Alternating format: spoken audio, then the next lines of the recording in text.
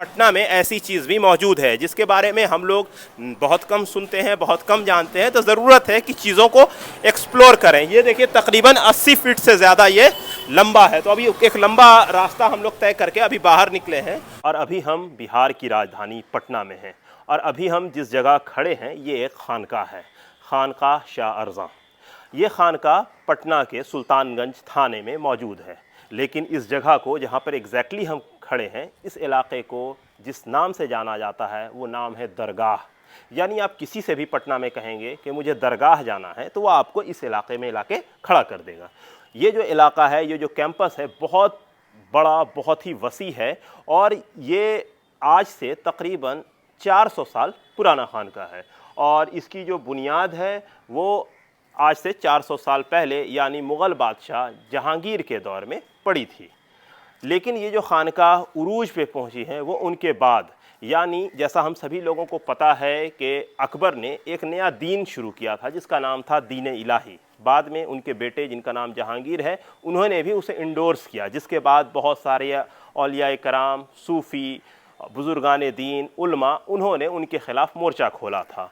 तो वैसे में यहाँ जो हज़रत आराम फरमा रहे हैं उन्होंने इस्लाम की तबलीग के लिए इस इलाके को अपना मरकज़ बनाया और यहाँ उनकी ख्याति, यहाँ उनका जो फैज़ था लोगों ने बहुत हासिल किया और वो बहुत मशहूर मकबूल हुए। और यही उनकी मकबूलियत मुग़ल दरबार में भी पहुँची और मुग़ल बादशाह जहांगीर उन्हें बहुत बड़ी प्रॉपर्टी नवाजना चाहते थे, उन्हें बहुत बड़ा स्टेट का मालिक बनाना चाहते थे। लेकिन चूँकि वो हक़ पर नहीं थे इसलिए यहाँ के हज़रत ने उसे डिनाई कर दिया, इनकार कर दिया।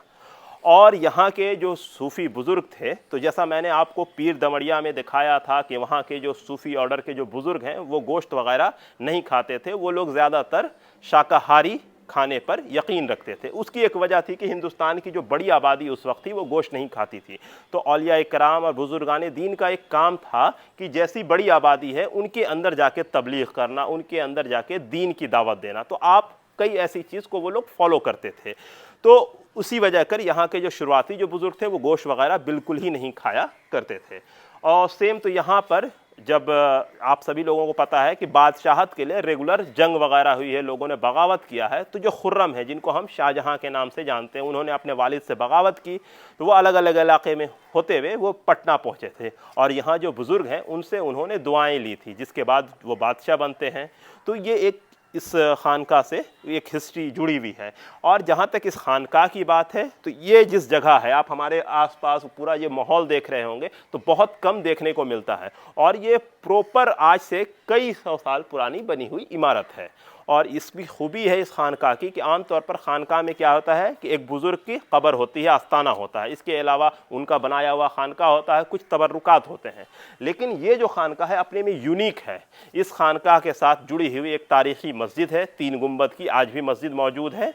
और अभी जिस जगह खानका पे हम खड़े हैं, फर्स्ट और सेकंड फ्लोर, 2 फ्लोर का यह खानका है। और इसके अलावा यहाँ पर एक करबला है। करबला का सेंस ये है कि यहाँ पे जो हज़रत थे वो आज़ादारी किया करते थे, यानी इमाम हुसैन के तय उनकी बहुत अक़ीदत थी, इसलिए हर मुहर्रम में यहाँ पे आज़ादारी होती थी। इसी वजह कर यहाँ पे करबला भी है। आज भी ये जो करबला है यहाँ पर हिंदू, मुसलमान, मुसलमानों का जो अलग अलग सेक्ट है, मुहर्रम के मौके पे यहाँ पे सारे लोग आते हैं। यहाँ पे नौबत खाना है, वो जो पुराना एक हिस्टोरिक ये है, वो सारी चीज़ यहाँ पे आपको देखने को मिलेगी। इसके अलावा यहाँ पे बुजुर्गान दीन का जो आस्ताना है वो देखने लायक है। यहाँ पे क्लब है, यहाँ पे लाइब्रेरी है और भी बहुत सारी चीज़ है।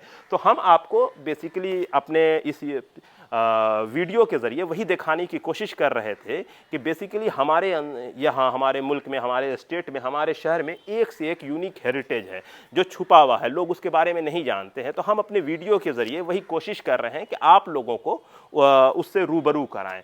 तो अभी हम आगे चलते हैं, आपको और भी कई चीज़ यहाँ पर दिखाना है, तो आप हमारे साथ बने रहिए, हम लोग चलते हैं आगे। तो जैसा मैंने आपको बताया था कि यहाँ की आज़ादारी बहुत मशहूर है, तो आप यहाँ पर देख रहे हैं करबला की इमारत है और इसका जो आप नक्शा देखिएगा तो ठीक आपको करबला की याद दहानी ये कराएगा। 1129 में ये इमारत बन के तैयार हुई। इसके अलावा ये नौबत खाना का इलाका है, आज भी यहाँ पे ढोल वगैरह जो नगाड़े उस ज़माने में बजते थे, एक जो तहज़ीब हुआ करती थी उस ज़माने की, वो देखने को आपको यहाँ पर मिलेगा। धीरे धीरे पटना अपनी पुरानी तहज़ीब, पुराने कल्चर को होता चला गया, लेकिन यहाँ पे आज भी उन सारी चीज़ों को सजो के रखने की कोशिश हुई है। तो अगर आप इस चीज़ का मंज़र देखना चाहते हैं तो आपको मुहर्रम के महीने में यहाँ पर आना चाहिए, तो आपको बखूबी वो सारा मंज़र, वो सारी चीज़ें आपको देखने को मिलेगी। तो यहाँ पे आप आइए, जैसा मैंने बताया ये जगह दरगाह एस्टेट कहलाती है, सुल्तानगंज थाने में है और काफ़ी वसी इलाका है। और इसके अलावा हम लोग आगे चल रहे हैं तो हमारा जो सफ़र है वो आगे बढ़ता है, तो आप लोग हमारे साथ जुड़े रहिए, हम आपको और चीज़ें दिखाते हैं। तो हमारे पास यहाँ पर शाह जर्रार हुसैन साहब हैं, हम उनसे यहाँ पर की तारीख़ जानना चाहेंगे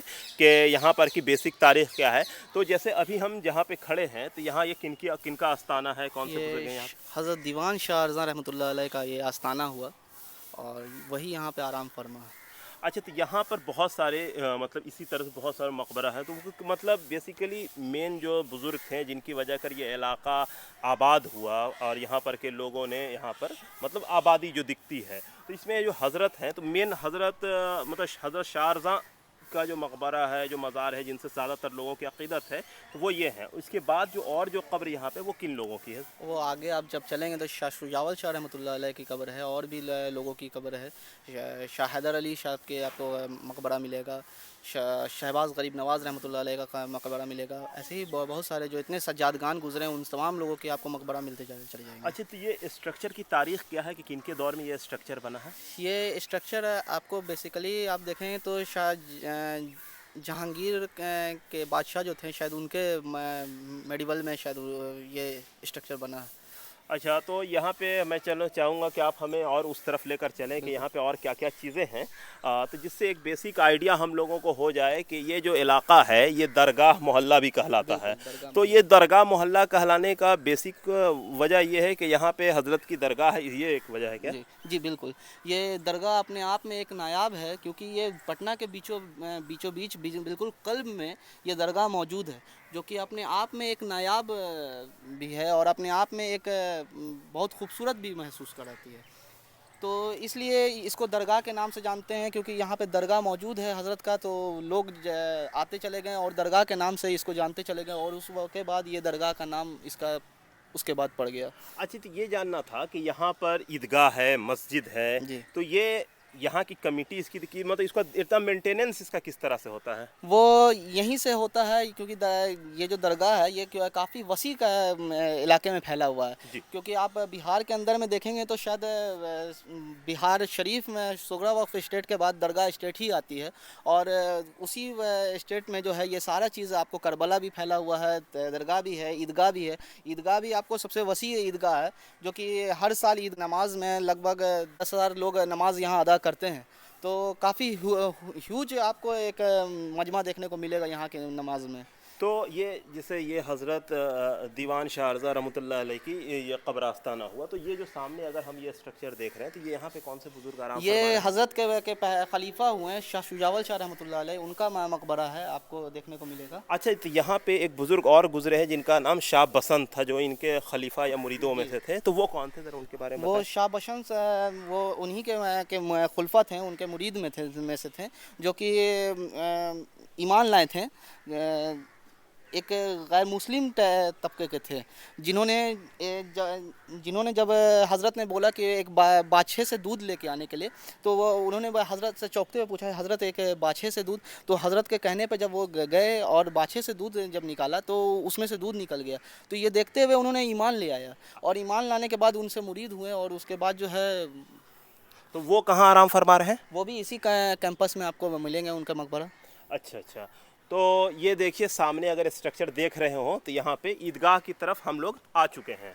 तो ये ईदगाह की जो पुरानी जो पूरी बाउंड्री ये उसी दौर की है? जी हाँ, ये उसी दौर की है ईदगाह की बाउंड्री और उसी दौर में ये सारा कुछ उसी दौर में तामीर हुआ था।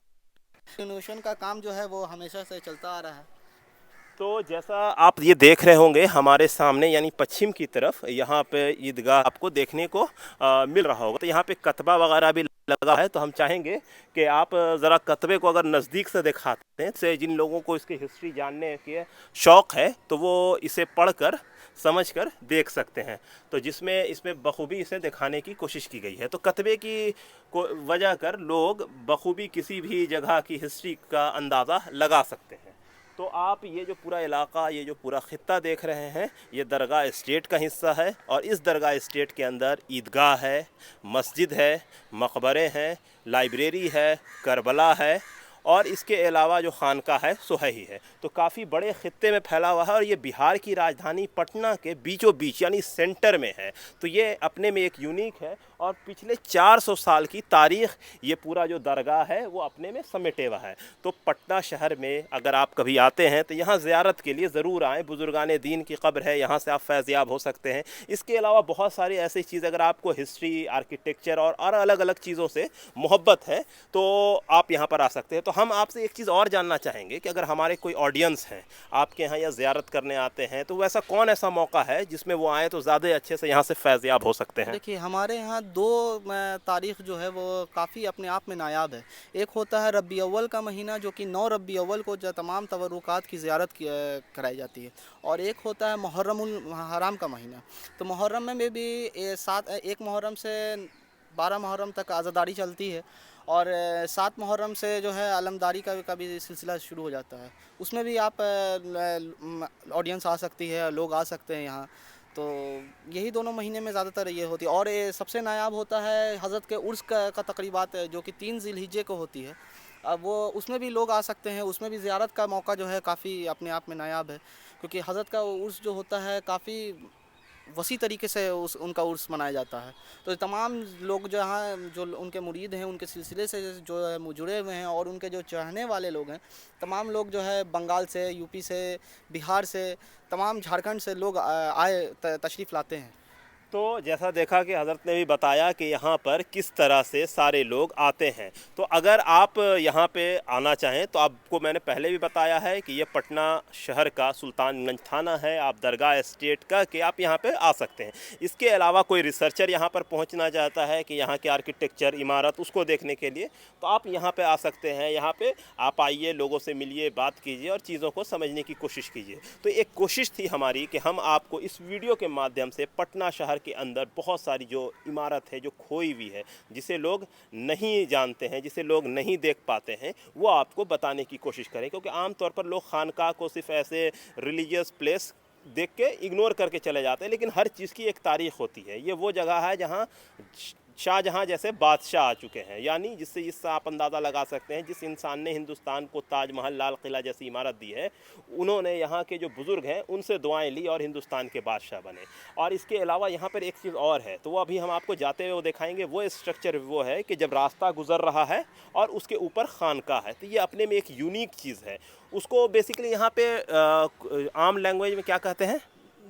दौर के हिसाब से लोगों ने अलग अलग नाम दे दिया। कुछ लोग उसको भंवाड़ी के नाम से जानते हैं, कुछ लोग दरगाह एस्टेट के नाम से जानते हैं, क्योंकि एक लंबा 80 फीट का एक गुफानुमा टाइप से है, तो लोग उसको भंवाड़ी के नाम से ज़्यादातर अभी की जनरेशन जो है उसको भंवाड़ी के नाम से जानने लगी है, लेकिन बेसिकली उसको दरगाह एस्टेट के भी नाम से लोग जानते हैं। अच्छा, तो उसकी खूबी ये है कि हम आपको दिखाएंगे ऊपर खानका है और नीचे से सड़क गुजर रही, तो ये अपने में यूनिक है। पटना या मेरे हिसाब से पूरे बिहार में इस तरह का स्ट्रक्चर अब मौजूद नहीं है।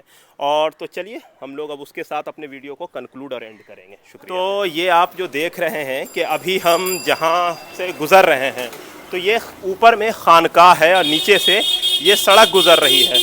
तो आप शोर शराबा और ये सारी चीज़ देख रहे हैं, तो ये वही पुराना स्ट्रक्चर है।